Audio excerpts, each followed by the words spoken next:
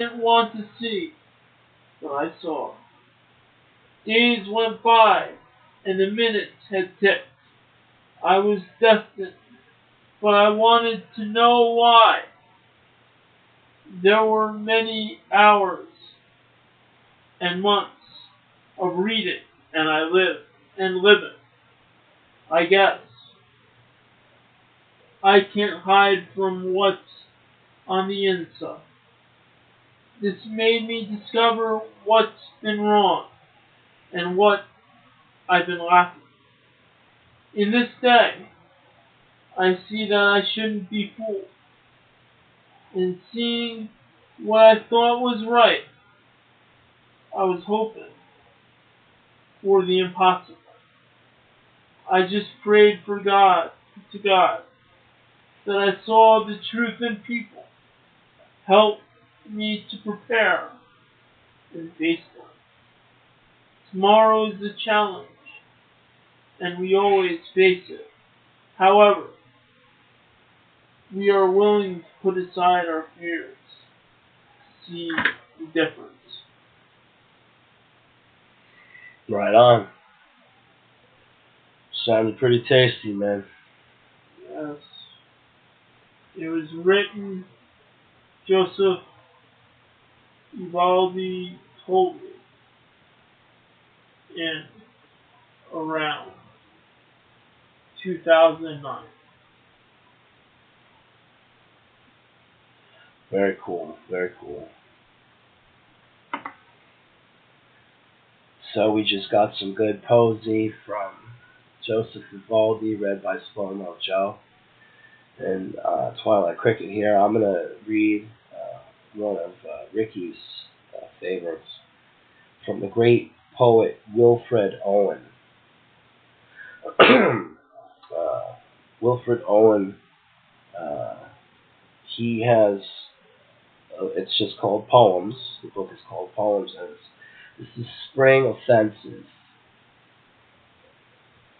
Halted against the shade of a last hill, they fed, and lying easy were at ease, and finding comfortable chests and knees, carelessly slept. But many there stood still, to face the stark, blank sky beyond the ridge, knowing their feet had come to the end of the world. Marveling they stood, and watched the long grass swirl by the May breeze, murmurous with wasp and midge. For though the summer oozed into their veins like the injected drug for their bones, pains, sharp on their souls hung the eminent line of grass. Fearfully flashed the sky's mysterious glass.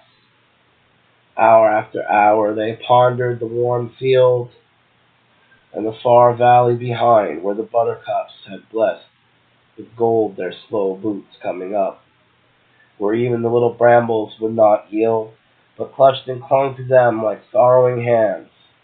They breathed like trees unstirred, till like a gold gust thrilled the little world, at which each body and its soul begird and tightened them for battle.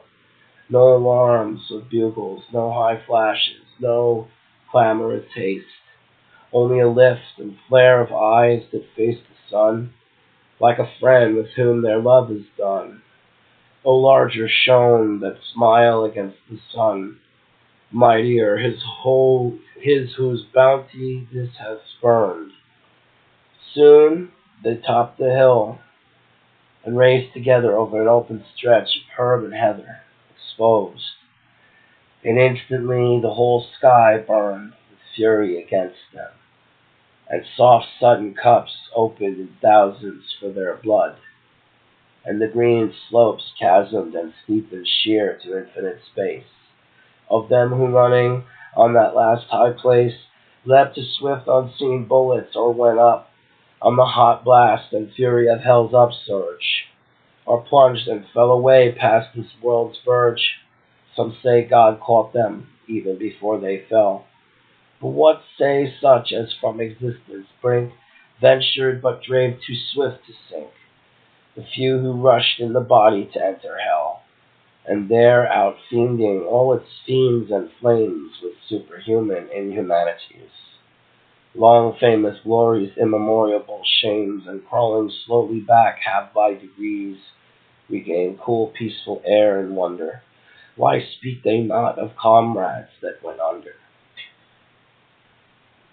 And that was by Wilfred Owen from his book Poems.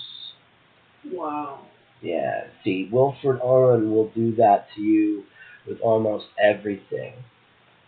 He fought in World War One, and he saw terrible, terrible things that his muse reveals to us. Always a great thing for the mood, you know? Yeah. Yeah, fantastic. So Dig it.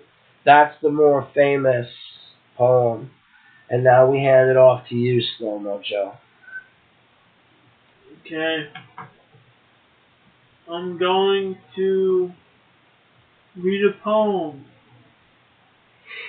by Allen Ginsberg. It is February 29th, 1958. Last night, I dreamed of T.S. Eliot welcoming me to the land of dreams. Sofas, couches, fog in England, tea in his digs, Chelsea rainbows, curtains on his windows, fog seeping in the chimney, but a nice warm house, and an incredible, sweet hook note. Eliot, he loved me, put me up, gave me a couch to sleep on, conversed kindly, took me serious, asked my opinion on Mayakovsky. I read him Corso, Creeley, Kerouac, advised Burroughs, Olson, okay, the bearded lady in the zoo, the intelligent puma in Mexico City, 6 chorus boys from Zanzibar who chanted in worn-out polyglot Swahili and the rippling rhythms of Ma Rainey and the Kalenji. On the Isle of the Queen, we had a long evening's conversation. Then he tucked me in my long red underwear under a silken blanket by the fire on the sofa. Gave me English hot and went off sadly to his bed, saying, "Ah, Ginsberg, I am glad to have met a fine young man like you." At last, I woke, ashamed of myself. Is he that good and kind? Am I that great? What's my motive dreaming his manner? What English department would that impress? What failure to be perfect? Profits made up here. I dream my kindness, T.S. Eliot, wanting to be a historical poet and share in his finance of imagery, Sure. over-ambitious dream of centric boy. God forbid my evil dreams come true. Last night I dreamed of Allen Ginsberg. T.S. Eliot would have been ashamed of me. Man, that's great. I gotta tell you, I'm fluent in the beatniks, just like Ricky is, and not only is that poem, it's great because Ginsey goes from arrogant to misgivings and up and down the roller coaster. But that poem is not only a typical one of his, ethereal. I mean, he has sets it in a dream. What's better than that? That's typical of him.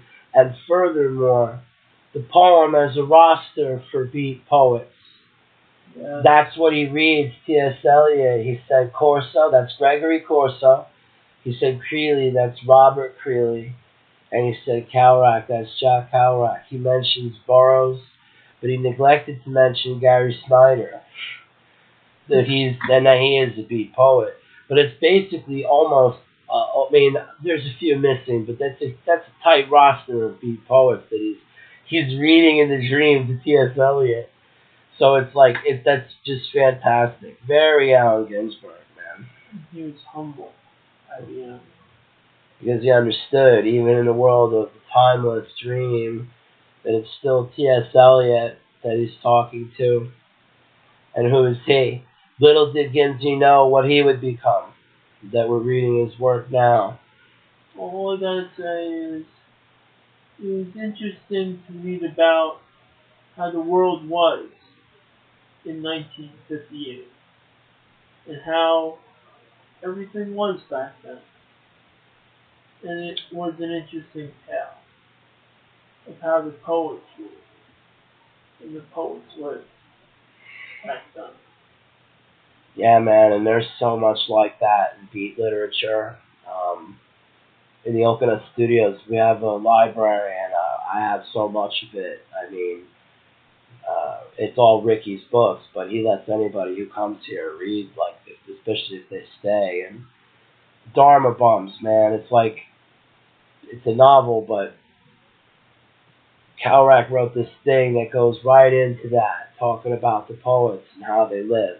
Like, the book begins at a house party, I think, in Brooklyn in the 40s or the 50s. And you feel like you're right there. The language, the reality index. I'll tell you, man, the Beats got poems. They got poems like crazy. So, That's why Slow Mo Joe, even though we mention our poems, we gotta mention the legends. The legends who made poetry what it is today. absolutely, absolutely, I can dig it. I mean, Colossus, like Wilfred Owens and Allen Ginsberg, I mean, you gotta pay them their due.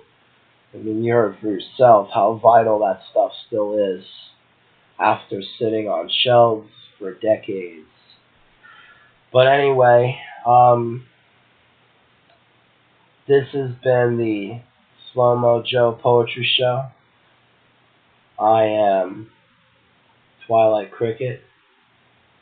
I'm Slow Mo Joe. So I'm going to do a quick plug from the Okanus Network. The Okanus Network is my home base. Features the writings of Richard Olkus, his poetry and prose. Check out the audio book of his first novel, Malforia Volume 1, on the channel Oakwood's Afternoty. Check out his spoken word CD, Machinations of the Cybernetic Phantom God, which has been uploaded to episodes on a channel called Quantum Posy, which features the poetry of Richard Olkus. And check out Temporality's Shadow, the paranormal podcast with the Spirit Radio, the wormhole called Arcanon 1. I occasionally read from certain works